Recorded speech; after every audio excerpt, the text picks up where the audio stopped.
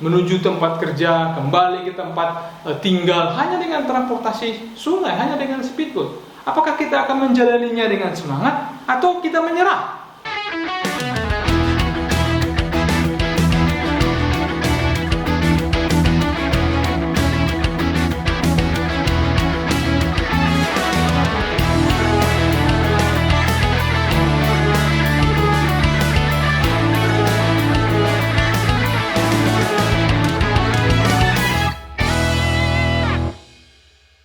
Jumpa lagi bersama saya, Hotline Edward Sitompul.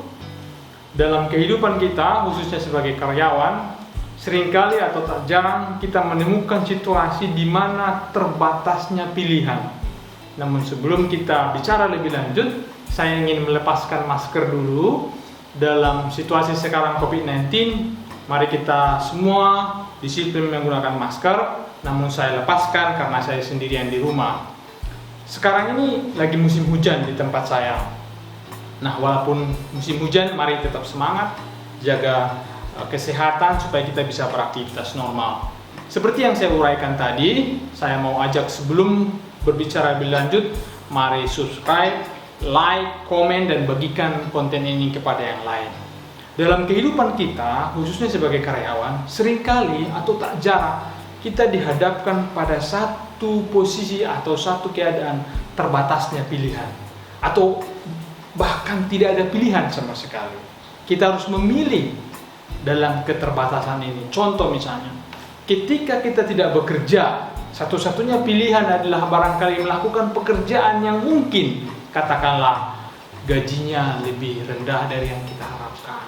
Kita harus memilih daripada kita tidak bekerja. Nah, barangkali misalnya juga ketika kita sudah bekerja, terbatas juga pilihan. Misalnya katakanlah mungkin pekerjaan itu tidak sesuai dengan yang kita harapkan. Pilihannya terbatas. Tapi kita tetap bekerja supaya apa? Supaya tetap bisa kita tetap mendapatkan upah, mendapatkan penghasilan dan bisa membantu keluarga. Dalam banyak kasus, dalam banyak contoh, ada banyak juga kejadian di mana seorang karyawan atau karyawan ketika menuju tempat kerja juga sangat susah. Bukan hanya karyawan, murid-murid sekolah, guru-guru juga kita lihat di seluruh Indonesia mengalami posisi-posisi ketika pergi ke sekolah harus berjalan kaki, melewati sungai, melewati gunung, turun, naik, turun gunung. Karena tidak ada pilihan. Tapi mereka tetap melakukan itu karena apa? Karena memang kita harus memilih dalam keadaan yang seperti itu. Sebagai contoh misalnya, dalam pekerjaan saya beberapa waktu yang lalu, ketika bekerja, pulang ke tempat atau tempat tinggal, satu-satunya transportasi adalah lewat speedboat, lewat sungai.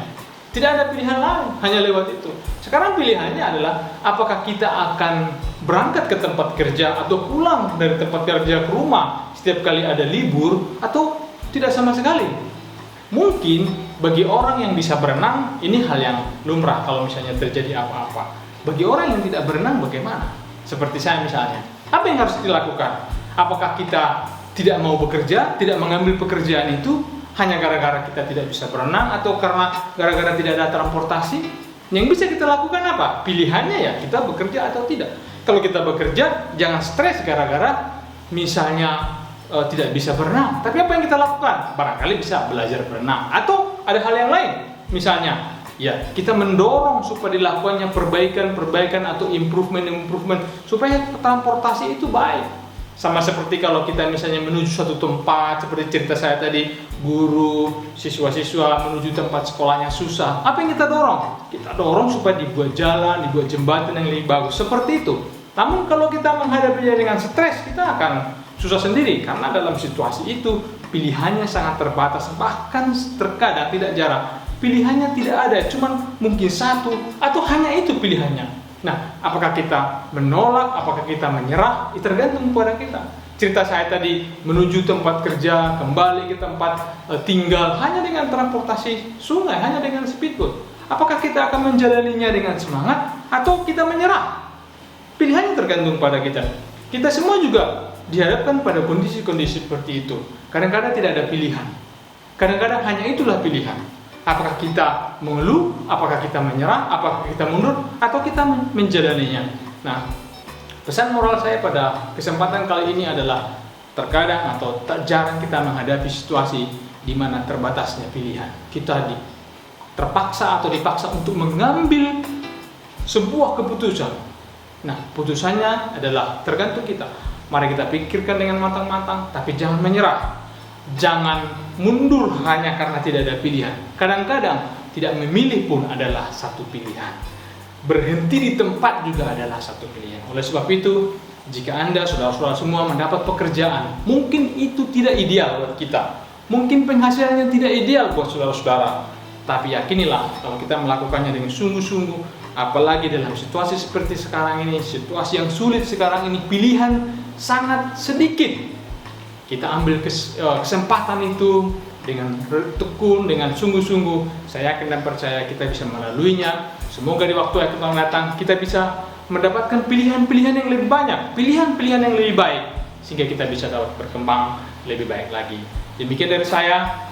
Sekecil apapun, sesedikit apapun, seterbatas apapun pilihan, mari kita memilihnya dengan tetap tenang, hati yang tenang, dan mengambil keputusan yang terbaik. Jangan lupa subscribe, like, komen, dan bagikan channel ini kepada yang lain, supaya kita bisa berkomunikasi dan berkelanjutan di waktu yang akan datang. Demikian dari saya Holden Edward Sitompul.